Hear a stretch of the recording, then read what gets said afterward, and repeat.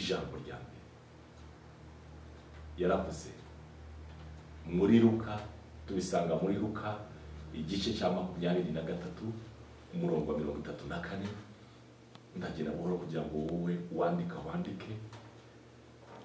Luka 23 umurongo wa 34 yavuze aya magambo, aravuga ngo data ubabarire kuko batazi icyo bakora.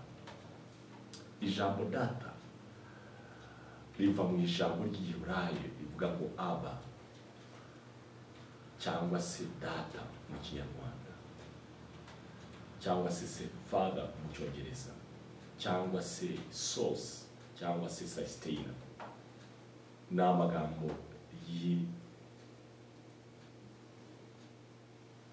rituruka mu Giheburayo.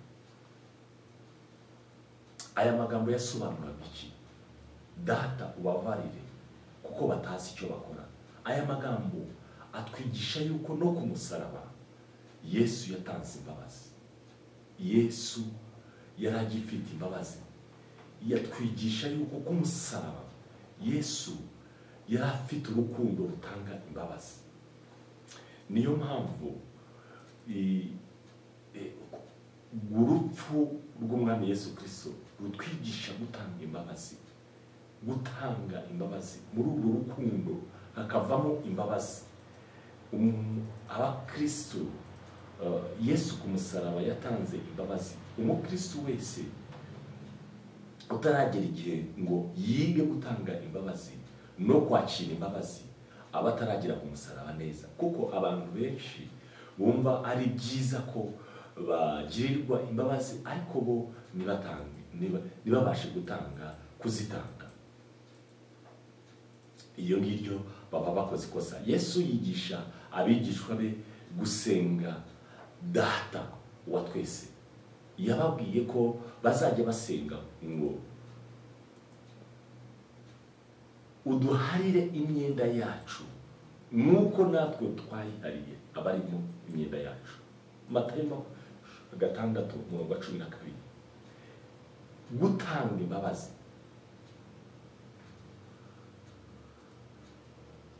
Reka mubaze kino gitondo cy'uyu munsi, Imana ikubabariye nuko ubabarira abandi wajya mu ijuru? Niba atari uko biri, tangira ubabarire nubwo baba bataragusaba imbabazi. Ikindi, igihe Yesu yaravuze ngo kuko nimubabarira abantu ibyaha byabo na so wo mu ijuru azabababarira namwe, ariko nimutababarira abantu na so we nazabababarira ibyaha byanyu. Matayo igice cya 6 kuva ku murongo wa 14 kugeza 15. Bwoko bw'Imana, aya magambo Yesu yavugiye ku musaraba ya mbere atwigisha yuko tugomba gutanga imbabazi. Ijambo rya kabiri Yesu yavugiye ku musaraba ni amagambo dusanga muri Luka 23 umurongo wa 43. Aravuga ngo uyu munsi turabana muri paradizo. Aya ni amagambo yabwiye igisambo, ni amagambo Yesu yabwiraga igisambo, kimwe mu bisambo bibiri bari babambanywe ku musaraba. Muribuka neza abasoma inkuru urupfu rw'umwami Yesu Kristo. Yesu ajyanwa ku musaraba, ajya kubambwa ku musaraba. Nushaka kubisoma, nushaka kumenya uburyo Yesu yajyanywe ku musaraba, nagusaba kuzasoma igitabo cya Matayo. Abari bari mu nyigisho zacu ku rusengero twagize igihe cyo kwigisha kuri ibi ngibi, ndetse dusoma n'iki cyanditswe cyose turakirangiza. Ariko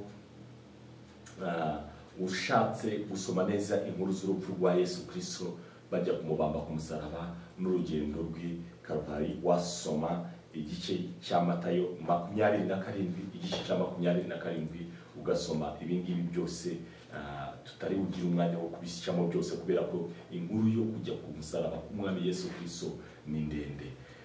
Ariko Matayo 27 wasoma uko byagenze byose, filime yose uko yagenze cyangwa se umubabaro Yesu Kristo yaciyemo ajya ku musaraba. Usome iyo nzira y'agahinda, iyo nzira y'amarira, iyo nzira y'ibyago, iyo nzira y'imibabaro, iyo nzira y'ububabare yo kubabazwa no gushinyagurwa Yesu yaciyemo, wayisanga muri Matayo 27 ndetse no muri Luka birahari, ariko wahera aho ngaho barabivuga neza, Imana ikaguha. Amagambo navugaga ku ijambo rya kabiri Yesu yavugiye ku musaraba, nakubwiye ngo ijambo rya kabiri Yesu yavugiye ku musaraba ni turarisanga muri Luka 23:43. Ni amagambo Yesu yabwiye igisambo cyangwa se umunyabyaha bari warubambanywe, ariko Bibiliya imwita igisambo.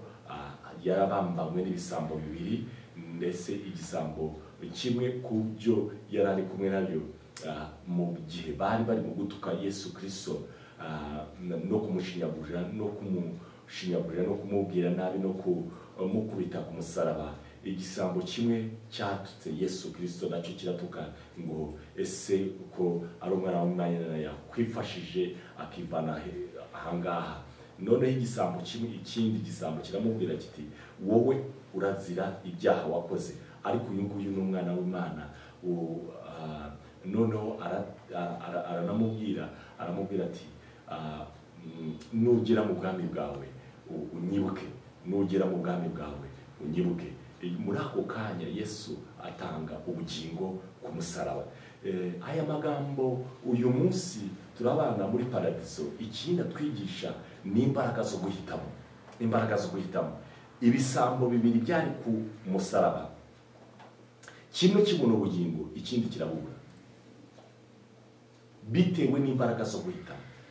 Kimwe cyahisemo guceza umwami Yesu, umwe yahisemo guceza umwami Yesu, undi ahitamo gutuka umwami Yesu.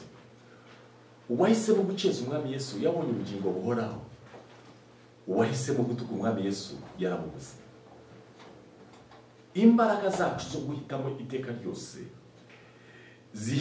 guhitamo kwacu kutwereka aho turangiriza. Ibyo uhitamo buri munsi, imbaraga zawe zo guhitamo zo buri munsi ni za ngombwa ku byerekeye n'ejo hazaza hawe, cyangwa se n'ubuzima bwawe, cyangwa se n'ubugingo bwawe. Bwoko bw'Imana, ibi bisambo bibiri byari muri kondisiyo zimwe, byari ahantu hamwe, byari bibambanywe ahantu hamwe. Ni ukuvuga ngo byari muri kondisiyo zimwe.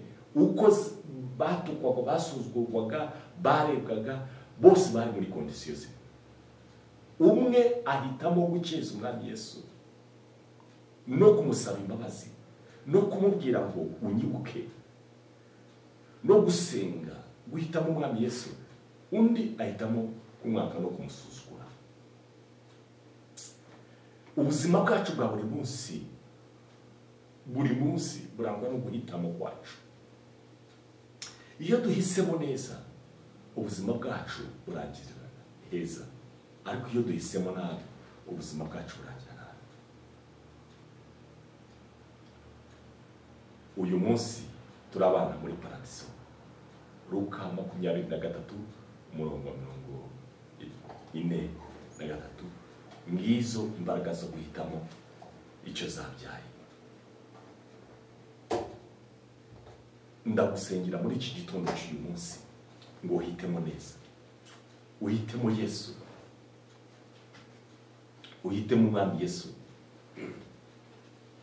uhitemo guceza uwazutse,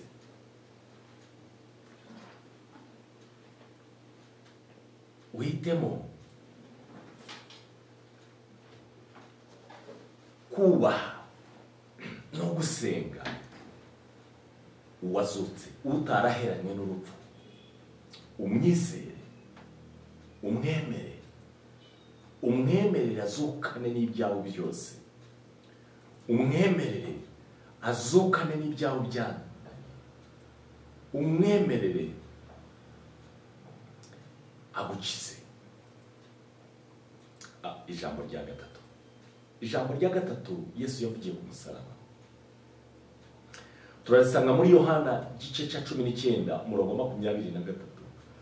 Umbabarire 19 umurongo wa 26 kugeza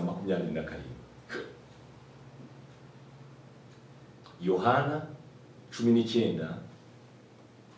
Yohana 19 umurongo wa